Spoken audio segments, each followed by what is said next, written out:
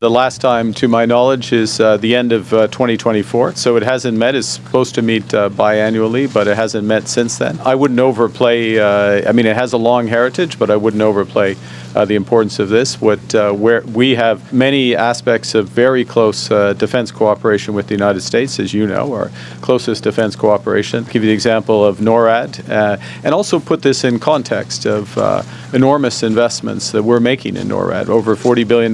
There's lots of cooperation. We will continue to do so, but we will also be cooperating with other partners and diversifying our defense cooperation, as we should as a member of NATO, and lastly, as we should in critical areas such as Ukraine, where it's outside of direct NATO responsibility, but it's consistent with our values as Canada, and it's consistent with the values of a vast number of our partners, and we stand there, and Ukraine is going to triumph, and we're going to be on the right side of history for that. Why is everybody pissed at you right now? Everyone's pissed at me because I wore this hat, and I'm trying to make burgers great again. And I'm from Florida, I came to Newfoundland, and I don't think a lot of Newfoundlanders, can really grasp the whole machine of the media that's really going on in America. People just need to know. Put it all on Facebook. Everyone's commenting. It's kind of funny. Yeah, tell us about that post. So what exactly went on Facebook? A picture of me selfing wearing a hat saying there's a serial burger flipper on the loose. And it's got like 600, 700 comments. And, I just try to keep the peace. I like to see everyone's side, everyone's opinion. It's going well so far. What do you think about the comments and like the people retweeting things on Twitter on different platforms, calling you a racist and a misogynist because you support a certain politician? What do you think about that? Well, if anyone says anything online, I'm sure that they're smart enough to come actually have a conversation with me and, really think about the bigger picture here. So you haven't really taken any concern to any of the hate comments, people telling you to go to hell or, boycott this business? That doesn't really affect you too much? No, I'm from America. No, that doesn't affect anybody around there. Well, the Trump administration is fucking over Americans again, fucking over farmers again. China and Canada just worked out another phenomenal trade deal. They slashed tariffs between each other. And what is the biggest message yet? That, fine, we're going to cut America out completely. We don't need them anymore. So now Canada is going to buy electric vehicles from China. And this is going to be another almost final nail in the coffin to electric vehicle manufacturers in the United States that have already been decimated. Jobs have been lost, programs have been cut, you name it, because of Trump's tariffs. This has been a big hit on the auto industry. And now we're not going to have Canada buying any of our electric vehicles anymore, which is like the whole point of giving the big FU to us. But here's the other one, the canola meal. This not only fucks over American farmers, but it's going to lead to even higher food prices for us. Canola meal is a high protein additive for animal feed, mostly dairy cows. And we do not produce nearly what we need in the United States. So we have to import a shit ton from Canada. And farmers were already hit by the huge tariffs of having to import that from Canada, and we're paying the price at the grocery store. But now, with the tariffs being slashed between China and Canada, Canada's just going to sell everything they're producing to China back and forth, and they're both going to do really great, and we're going to get fucked. And share this with a Trump supporter, because if you think the Trump administration is actually working on making America great again, no. Their focus is on terrorizing Americans through this immigration push. That's all they've been focused on. They're not doing anything to build better in the United States, and we are all paying the price. America has devolved into a piece of shit country, and the rest of the world is learning they can get by without us, and this is the biggest example yet. One of America's top allies, Canada, is now saying it's time to move away from the United States.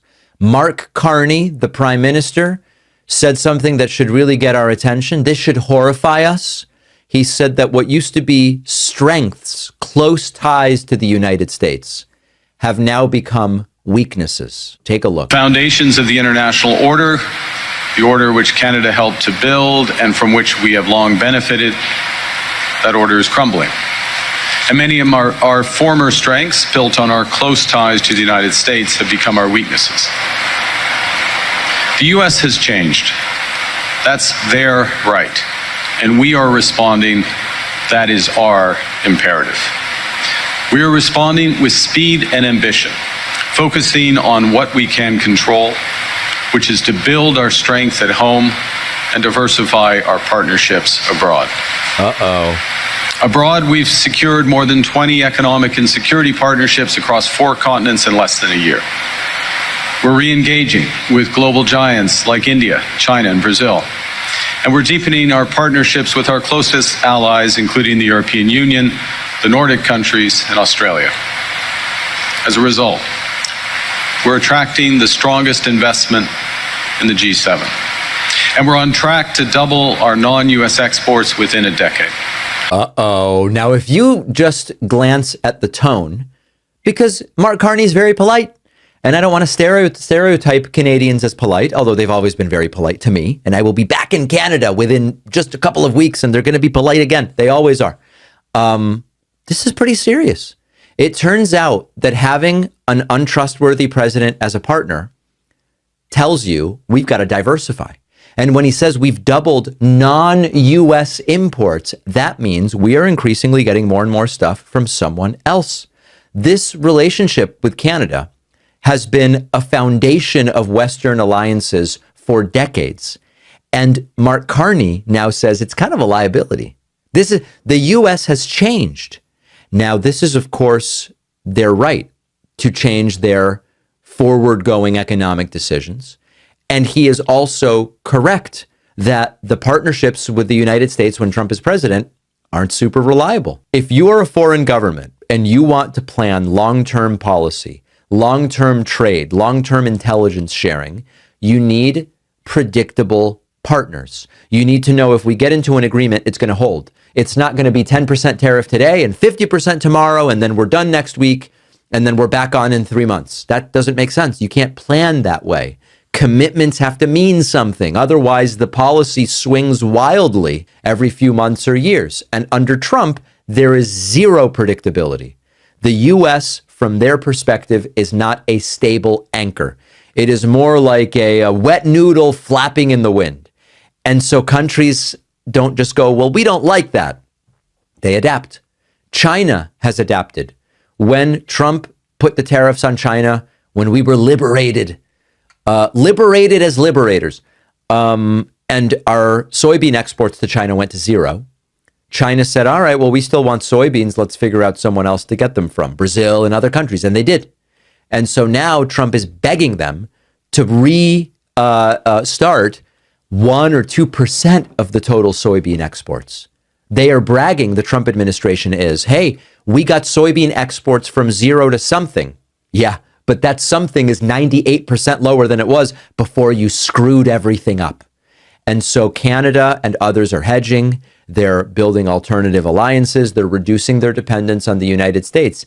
I don't like that. This is bad. Canadian government is not trying to make Canada a better place for Canadians. They're trying to make Canada a better place to be taken advantage of by other countries. Because there's absolutely no way that it makes sense to have 60 million people brought into this country when you can barely take care of the 40 million that are already here. And the fact that multiculturalism is like one of the pillars of what makes Canada good, why does it make sense to bring 60 million people from one country into Canada? Where's the multiculturalism there? And the fact that another 100 million is being put towards scholarships for Indian international students, and then we're just coming off of another, 1 point whatever billion dollars being sent to the Ukraine, cannot convince me that the government is working out of the interest of Canadians. It's just so annoying to think that issues such as homelessness, issues such as like retirement. There was a news story that people feel on average they have to save $1.7 million to retire. Like, that should be at the forefront of what the government is concerned about. And the thing about it is that the people that are making these decisions with our tax dollars, they have nothing to lose. Like, once they're out of office, they're going to be set. They can, move to whatever country. They're going to be okay financially. Their kids are going to be okay. They have nothing to worry about. Like, a prime example is Justin Trudeau. He was the prime minister. He literally destroyed Canada. And now he's out living his life. He just bought a mansion somewhere. Like, he doesn't have to worry about a thing. The people that actually suffer from these decisions made by the Canadian government are just hardworking average Canadians. And the government doesn't give a shit in terms of pension because they're giving that money to another country. And all this is coming right after the recent changes to OSAP, where, students in Canada are not going to get any sort of head start to life because they're going to be so much in debt once they finish post-secondary education. Like, having a Canadian passport or birth certificate means absolutely nothing. If you own that, you are worth absolutely nothing to the Canadian government, and they're making it known. They want you to know loud and clear. I don't think Trump's realised how badly he's messed up declaring a trade war on Canada at the same time that Mark Carney has taken over. Like, people didn't like Justin Trudeau, and I understand why. While he was this kind of classic sort of liberal kind of thing, things generally got worse in Canada if you look at the numbers, even if I personally think he was an alright guy. Trump wants to do a trade war with Mark Carney, guy with a master's and doctorate in economics, guy who governed the Bank of Canada during the 2008 financial crisis, one of the worst economic crises in world history, give or take.